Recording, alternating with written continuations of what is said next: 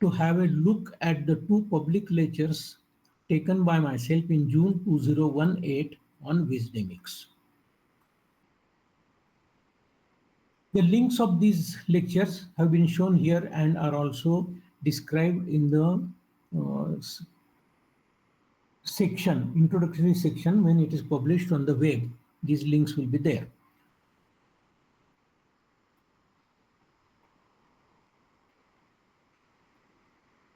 Now, have you ever wondered how something as vast and ancient as universe could give rise to you, to a being capable of asking where it all began? Of course, as we know, this is the first big question. Across billions of years, reality has passed through a few remarkable thresholds. Moments when the old rules broke and new kind of order appeared. Science call it as singularities, so also mathematics. Pragmasophy calls them as doors or doorways through which the existence steps into reality, into a deeper form of itself.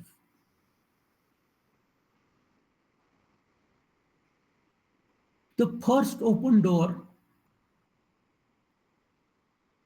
was the birth of the universe itself. The second, when lifeless matter began to live. And the third, when the living beings became aware of their own awareness. This is important, of their own awareness. Each door changed not only what the universe is, but what it can know about itself.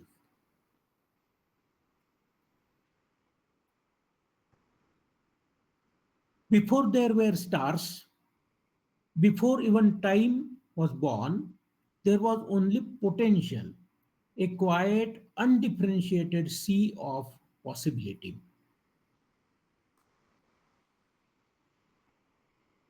Then, in an instant, we call the Big Bang, potential became real. It was not an explosion in space, but the explosion of the space itself. So, there are many misconceptions about Big Bang, but we are not going to discuss Big Bang here. The first misconception is that the Big Bang occur in space, but it's not quite true.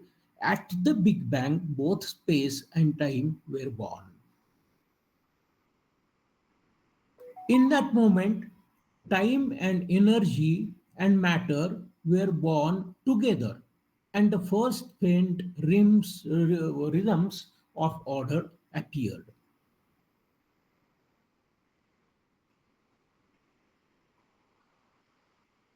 Atoms formed, stars ignited, galaxies spiraled into being. Yet the deeper mystery remains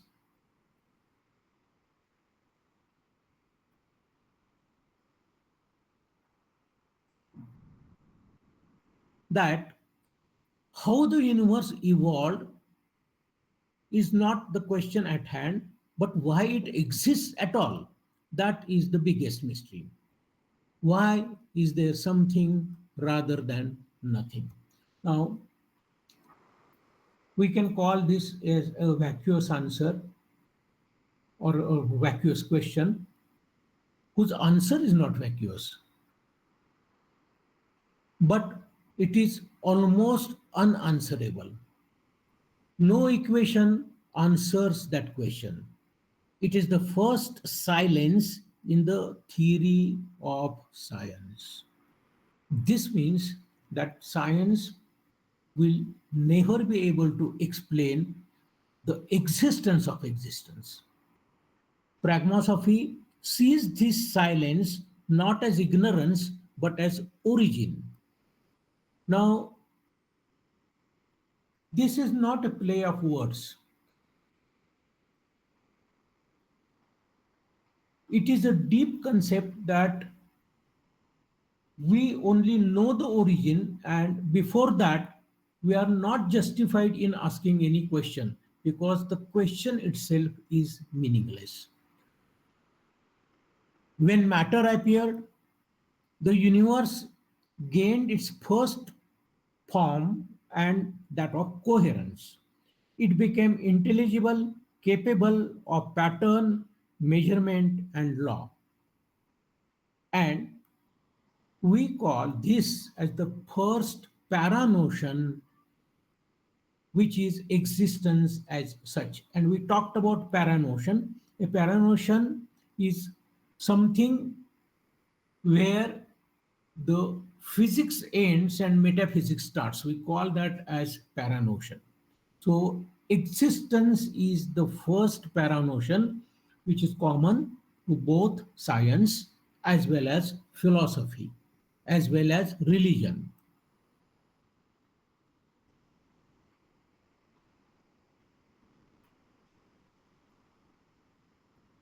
As the universe cooled, new kinds of order began to appear. On one small world, which is our own Earth, chemistry turned towards life.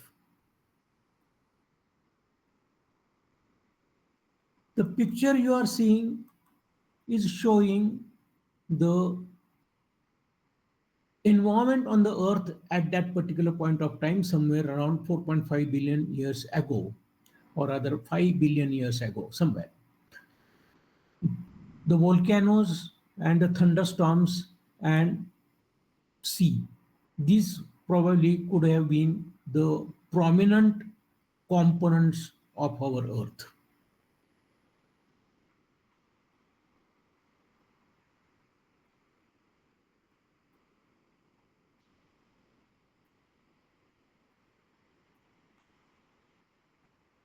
Then, among oceans rich with minerals and light, certain molecules began to copy themselves. Now, this problem is called as abiogenesis. That means how the world changed from an inanimate matter to an animate matter. This we call it as abiogenesis. Okay. There have been many theories. They are called as theories. They are actually hypotheses because they are not proved in any way.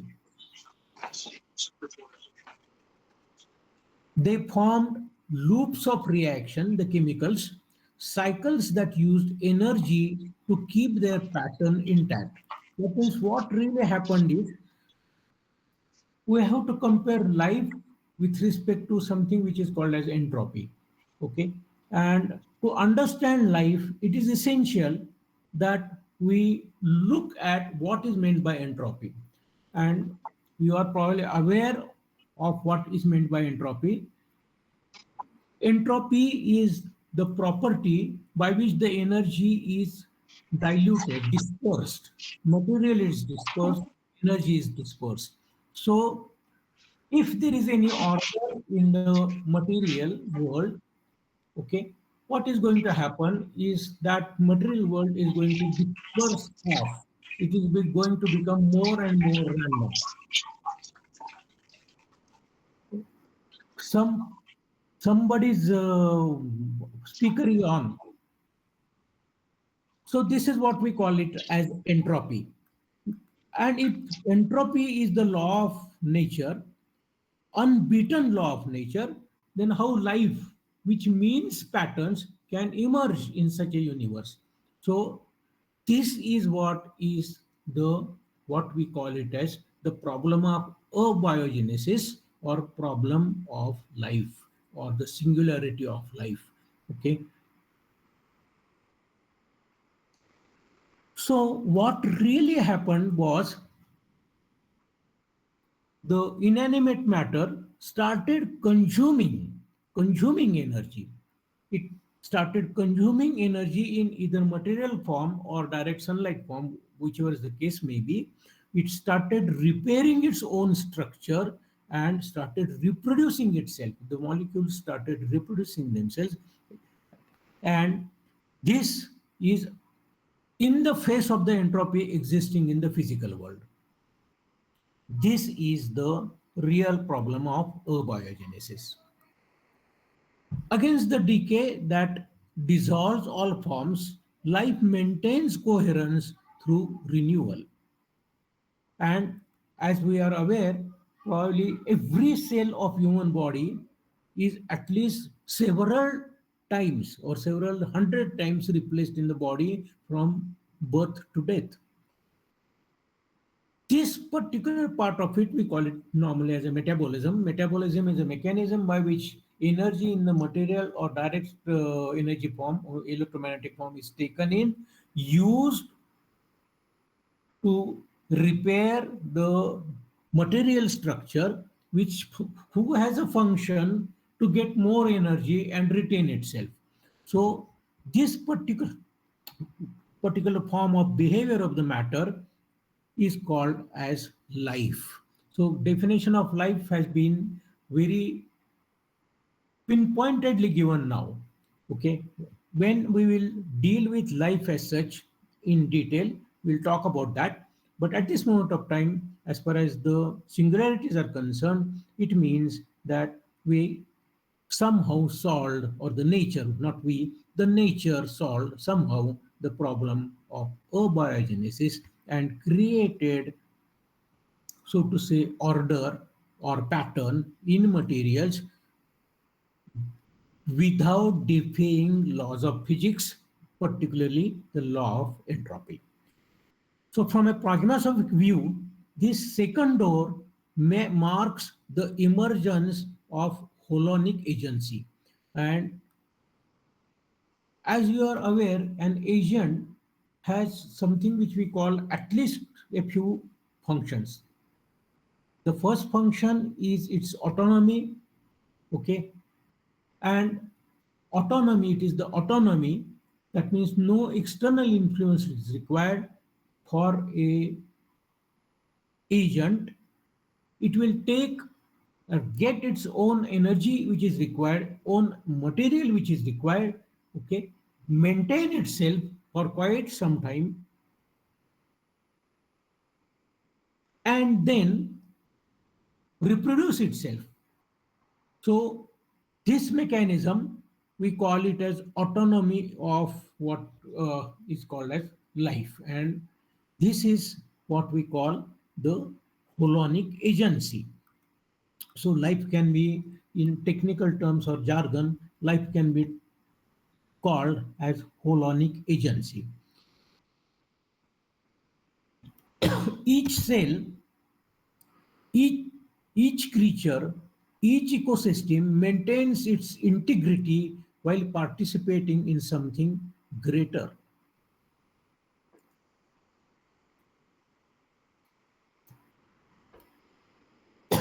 As we talked about, if it has to do that, then it needs to have a at least finite life. And if it has to have a finite life, that means the basic constituents of life as we know it today, that is the DNA or RNA, has to keep itself intact in the hostile world which is shown here somewhere. So, if this is possible, then and then only the life as such can be recognized. It needs to have a finite life. Through life, the universe discovered feedback.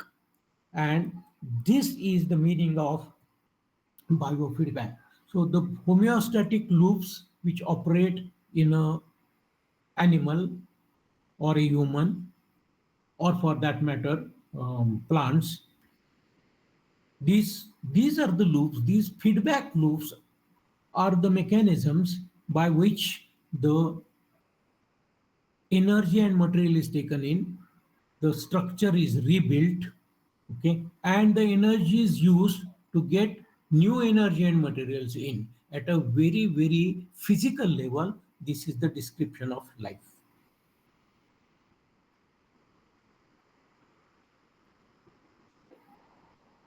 And if this is the case, now we can use a word purpose. The word purpose can now be assigned. The, it is not imposed from above, but arising from within the organization itself. And this is another hallmark characteristic of what we call it as agency. This was not the hand of design or God, whatever you want to call it, but the hand of persistence. It was nature only, and to make this happen, nothing more than nature is required to be introduced. However, the appearance from abiogenesis to living animals was a wonder. It was the universe saying, stay.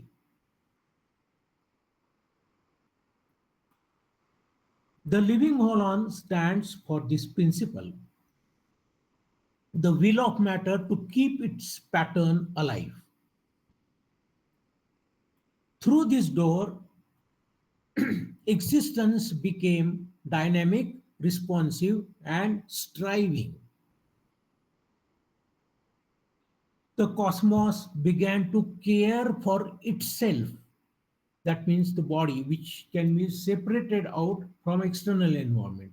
So we can say the cosmos began to care for itself.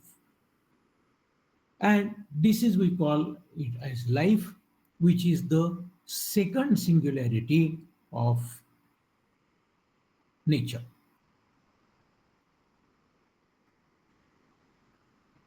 For billions of years, life evolved by adapting to the world.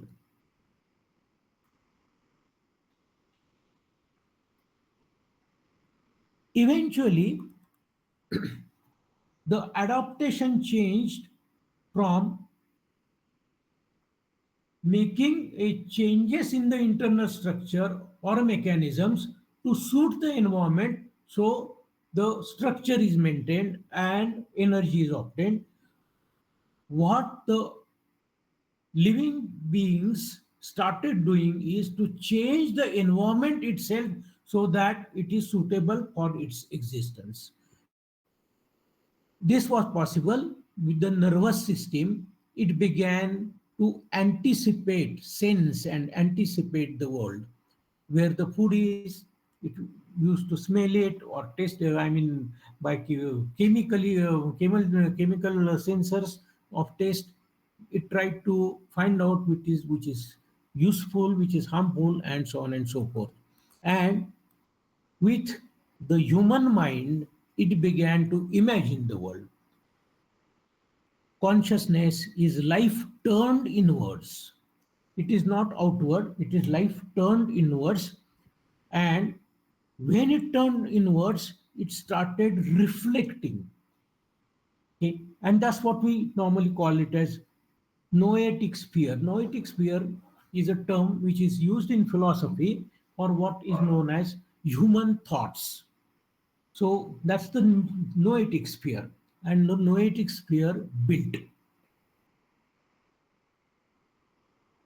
Through the awareness, reality reflects upon itself and finds meaning its own patterns. Symbols, language, imagination, all these are mirrors through which the consciousness expands. Through thought, life learns not only to survive but to understand. It adds a new quality of reality. That is what we call it as value. This is the third paranotion of pragmasophy and also of philosophy. Array, array, emergence of meaning and morality in a organism.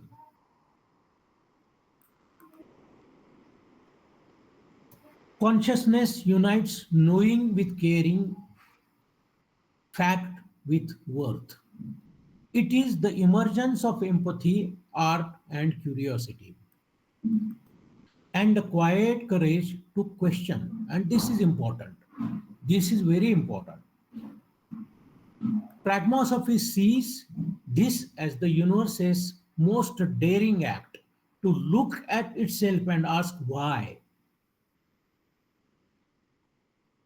Here, existence acquires a new depth. Reality becomes a conversation between what is and what it could be. And there comes what we call it as volition into picture. So, consciousness becomes complete when an organism has got awareness and volition, apart from autonomy, which was already acquired by living organisms, not necessarily conscious organisms. Through consciousness, creation continues. But the creation is now inside the mind. The noetic sphere, which is the sphere of human thought, reminds us that awareness is not confined to one species. It is property of order that reflects upon itself. Now, this realization is not easy to grasp by a human being who supposes that it is the highest form that can ever occur on or in the universe. It is not quite so. The consciousness can be what we call it as strata free.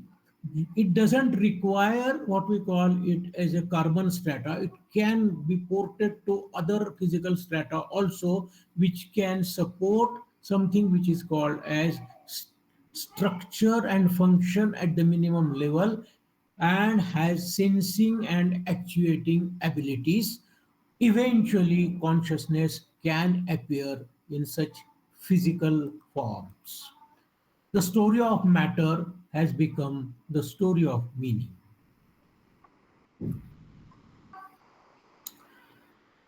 The first three doors tell us the story of the past. The next may be one which belongs to the future. For the first time in cosmic history, consciousness can redesign itself. Machines that learn, systems that adapt, networks that remember all hint at a coming threshold or a singularity. Could the next singularity be the birth of a synthetic awareness? An open question. Or does the path lead elsewhere towards the transcendent, the ground of all being that mystics call God? Two visions face each other across the same horizon. The religious imagination sees the journey as a return to its own source, or merging into its original form, as in Vedanta. The technological imagination as evolution made self aware. It is now the evolution which is made self aware.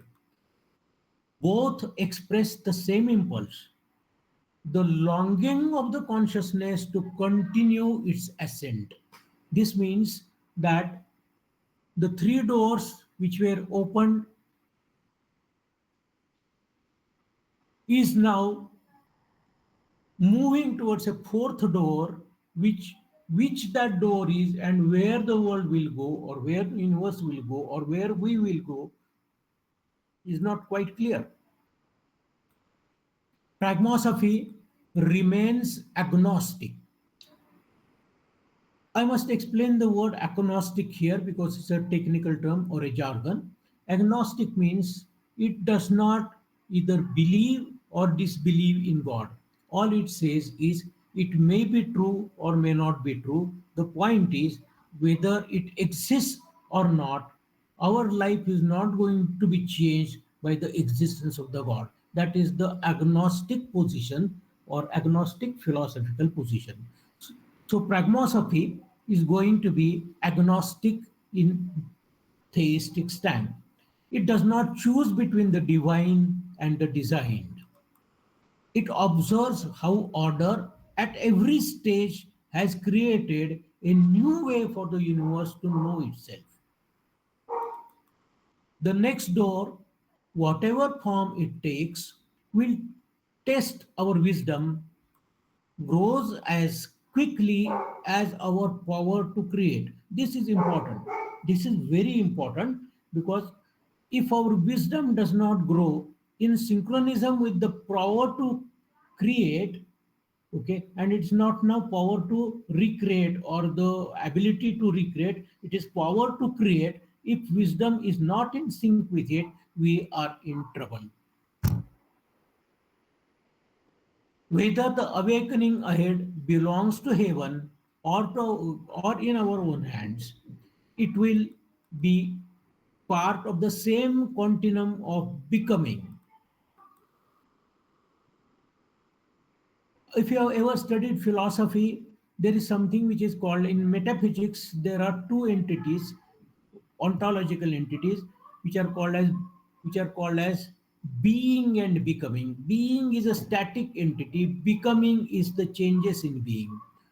So the trace which we have done through the singularities is the trace of becoming. It is not of being. And what that being was originally is a another, what we call it as a paranotion. The universe through us seeking to understand itself once more, and that is the reality.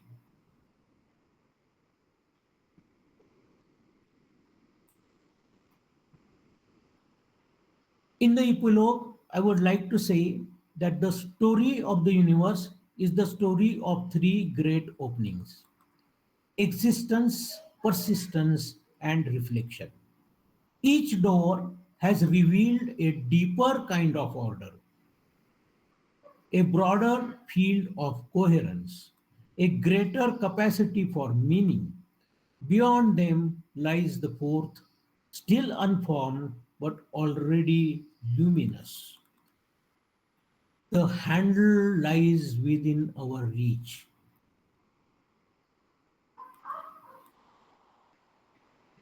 When I had taken two sessions roughly on the same theme in 2018, I was not in a position to make a comment like its handle lies in our hands or in our reach now. I couldn't have made that statement and I didn't make that statement. It still was a possibility. Here it is not possibility, it is probability now. The universe began as possibility and become presence, which is existence, then life, and then awareness.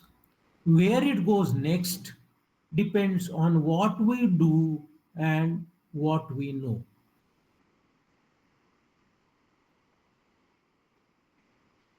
Pragmasophy is Prajna Yajna. If you are interested in more explorations into actionable knowledge and systemic thinking, please subscribe to my channel and visit my website. Thank you. Thank you very much for listening.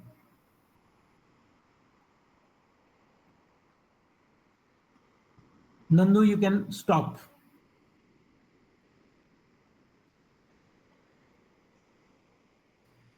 Okay.